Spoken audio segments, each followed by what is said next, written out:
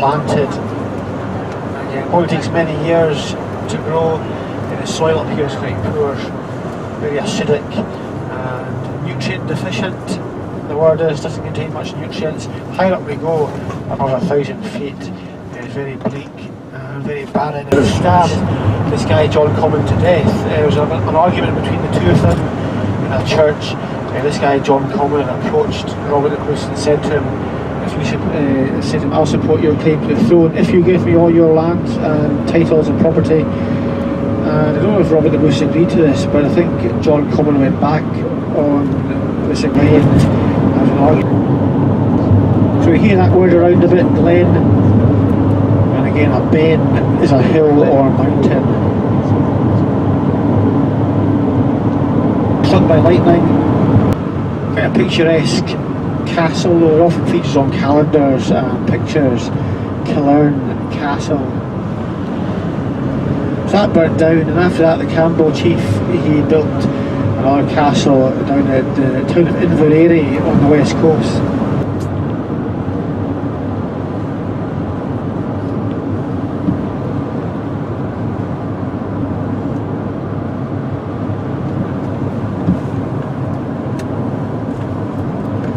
There's 30,000 lost.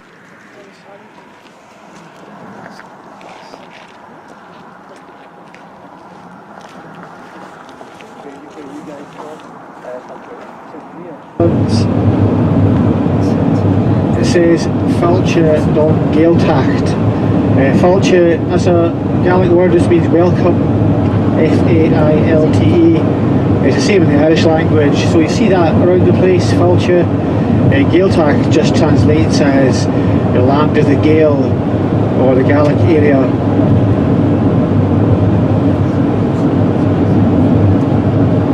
And that's Loch Ba, B-A, just on the left there. Loch Ba, it means lake of cattle.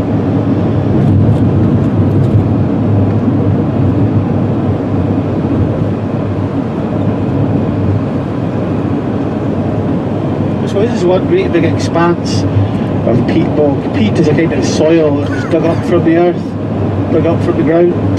They dig it up in blocks, kind of squarish blocks, and pile it up outside a house. They let it dry out, and then put it on a fire, put it on the house fire, kind of like a kind of free source of fuel, a bit like coal. However, that's kind of, I think, fallen into less and less. It's fallen into disuse. People less and less are using peat in the Highlands. It's all gas and electricity now. Some people still burn peat though. It gives off quite a distinctive smell, quite a nice smell, peat. P-E-A-T. Give some whiskies a smoky taste and flavour, taste and smell.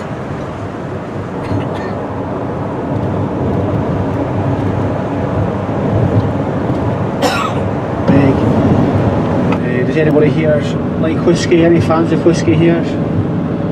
Not really, no. Well, there's one whisky distillery on Skye Tour. That's a kind of peaty whisky.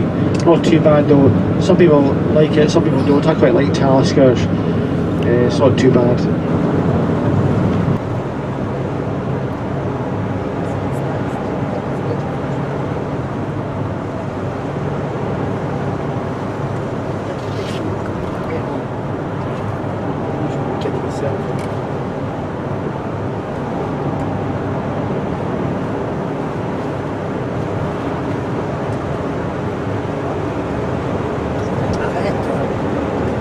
So that mountain just up to the left of the road there, that's called Bucele Etiv Mor.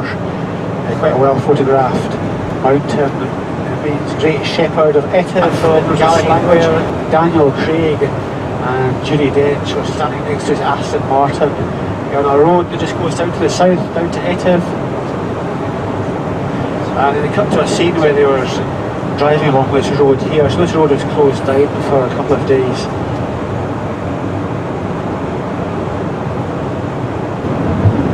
Scotland, I don't know if they were from this area, but he was quite impressed with Sean Connery's performance and decided to make the character half Scottish. So apparently James Bond's father came from Glencoe and his mother was from Switzerland. So that's when we were filming up here in Glencoe. Cafe up at the top as well. So you must get good views across this area on a clear day.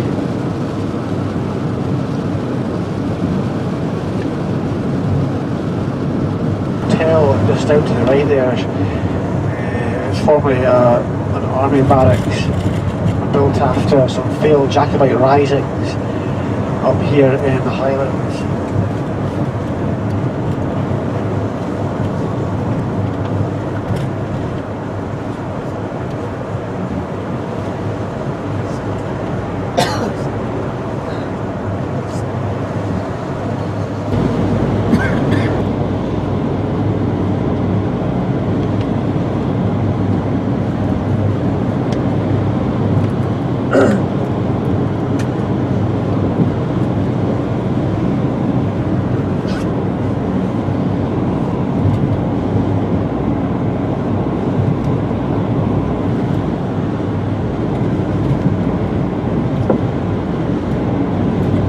So we're just approaching the valley of Glencoe here. That mountain is kind of seen as the entrance to a valley here. Buchaley Etiv Morsh. That word mor means big or great.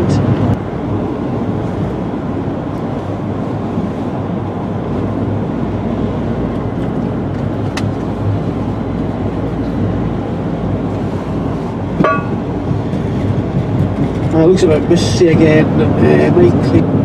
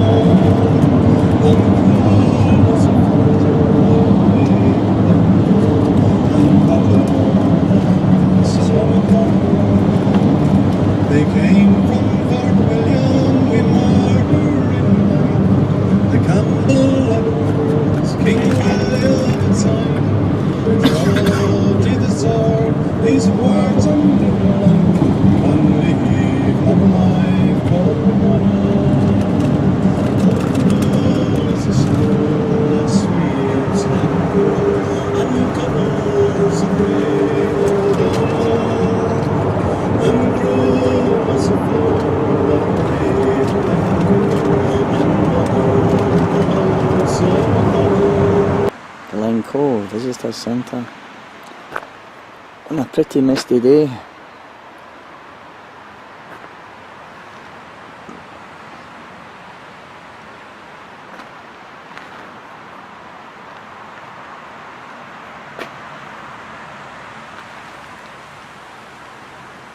And we'll be travelling up the side of Loch Lilly all the way up to Fort William.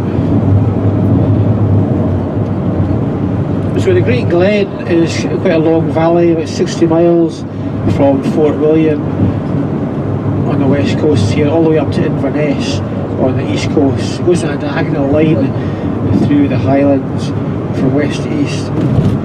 It's a boundary fault where two continents collided millions of years ago.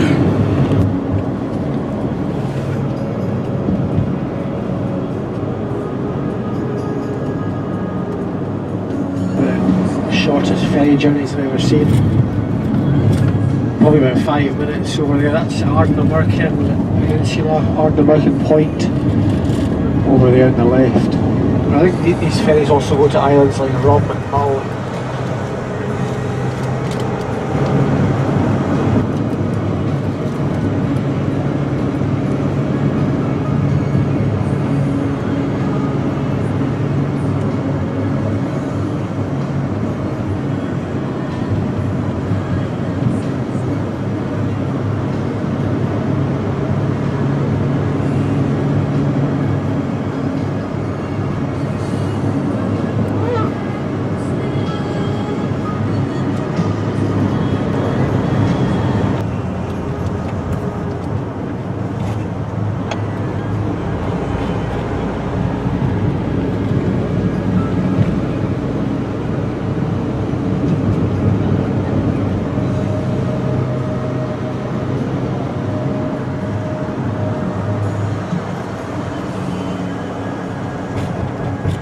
Forts up here in the Highlands. One was at Fort William here, and the other one a bit.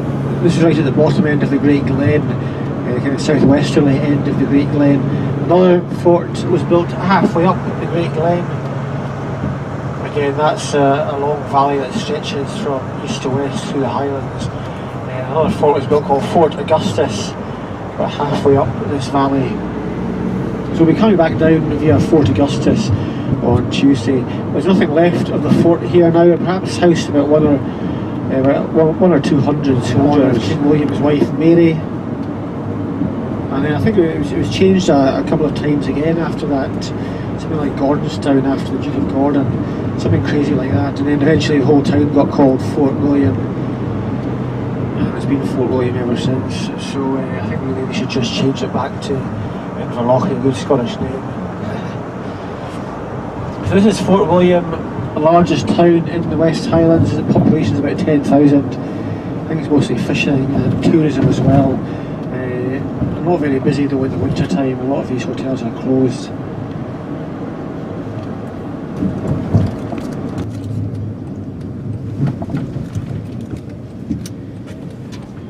Well, just on the left there, that's where the fort used to be. We'll just that bit over there. In fact, the Gaelic name for also wearing a Highland costume as well, and if you broke any of these laws you could be shipped off to the colonies or imprisoned. So he escaped with his life. Bonnie Prince Charlie, an absolute disaster. The Highlands suffered greatly. The government carried out a form of cultural repression after that, and I think the Highlands of Scotland would be a very different place today if Prince Charlie had not come back to Scotland. And I think the Highlands of Scotland would be a very different place culturally and socially as well. I think the population would be much higher. Many people were cleared out of the Highlands. I'll touch on that tomorrow. It looks like it's clearing up as well, which is quite nice.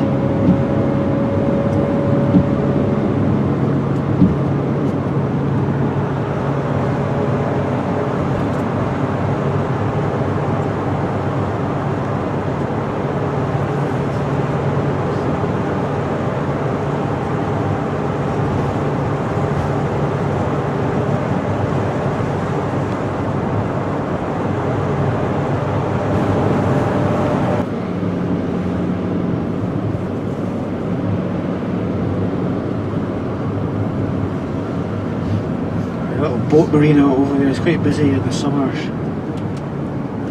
There's a floating pub called the Eagle Barge, which I think is a fantastic idea. Glengarry Castle.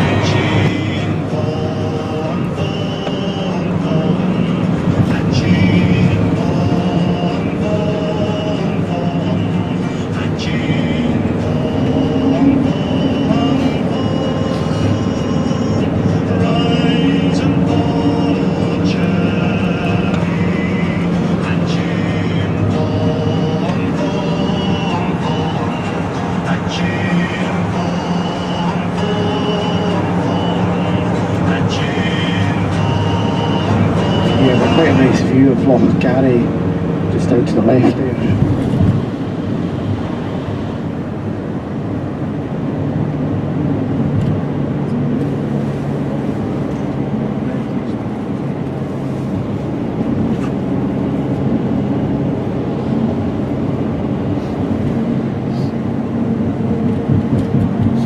Stones, I mean, rearranged, piled up, and it gives off a good atmospheric look about it.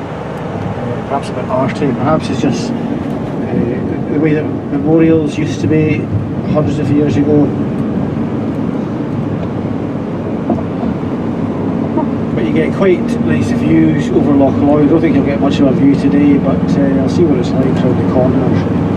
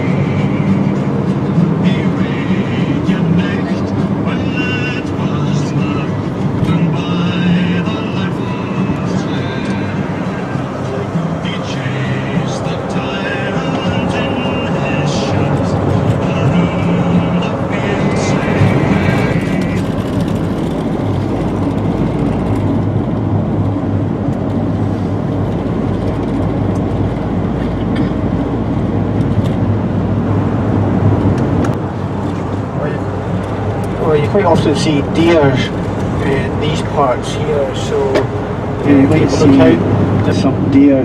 Somebody's got a few of them, deer and stags as well along this road just down to the left.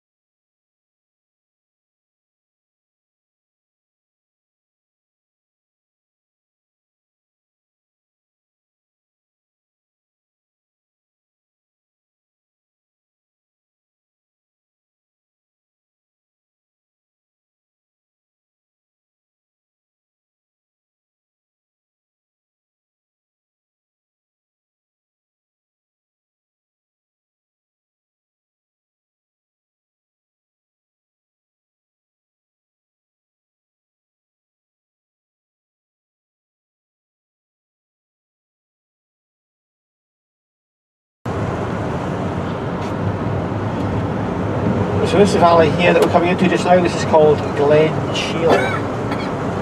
Glen Shiel. And the Battle of Glen Shiel took place in this valley in 1790. Castle came upon it by chance. So they rowed ashore, Jacobites weren't there, they were all going through the highlands looking for help. And so the Royal Navy attacked the castle and blew it up bit by bit and demolished it, destroyed it with explosives. And the British garrison, let's say, was heading through the valley here looking for the Jacobites. And all the Jacobites converged here at Glen Shiel. There was a big battle here in 1719. Finally between the Jacobites. We're coming back down this way anyway, I'll point them out on the way back down. So that's Loch Duich. D-U-I-C-H, Loch Duich. There's on the left here. Eiledonan Castle stands on the side of Loch Duich. We'll be passing that in about 10 minutes.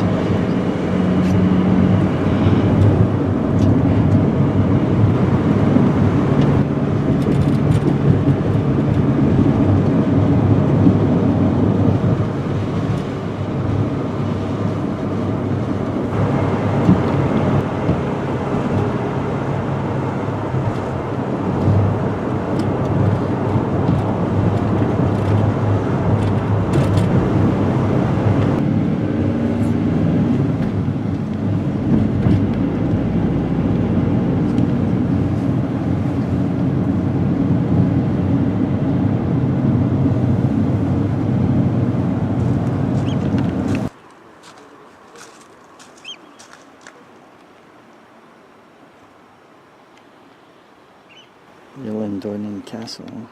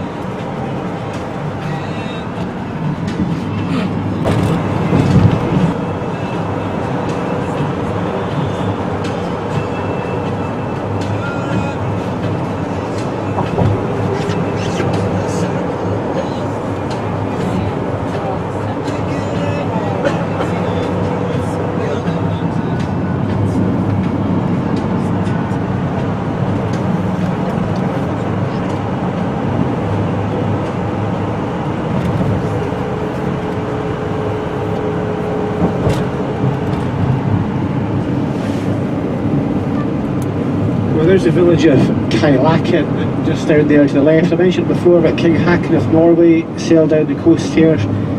He docked his ships there. He was trying to reassert his authority in these islands off the west coast of Scotland back in 1263. So he docked his ships there before going on to do the battle with the Scots at Largs off the west coast. So ever since then that place has been known as the Straits of Haakon or Kylaken in Gaelic. So that's the village of Kylaken.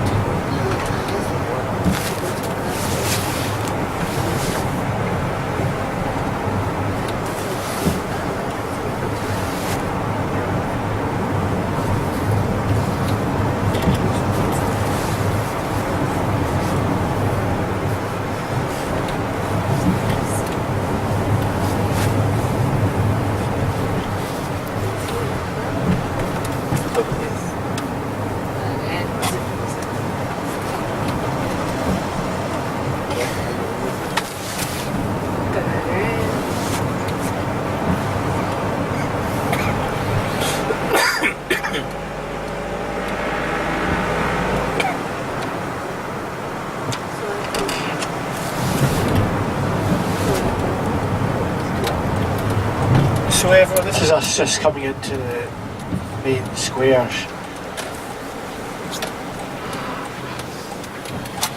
There's a couple of banks on the left if anybody wants anything from them, from the cash machines.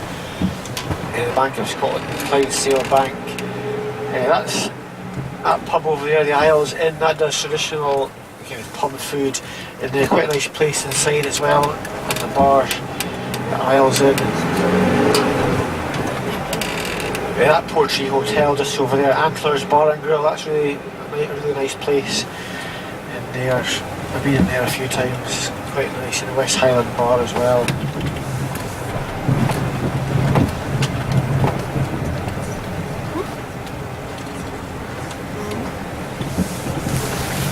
So this is the main square. I'll pick some of you up from the main squares tomorrow.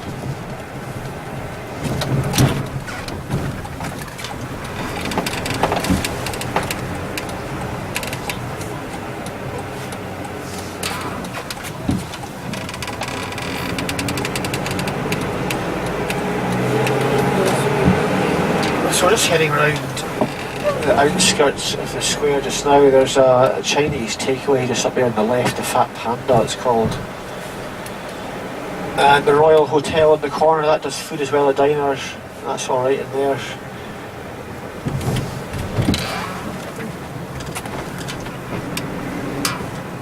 And on the right you've got Taste of India. I've been there a few times, that's quite nice. There's a doorway on the right, you go up the stairs.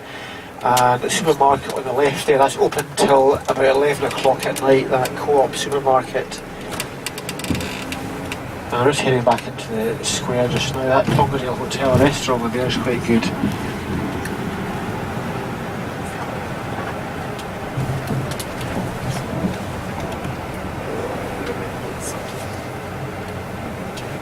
And that's us back in the main square again.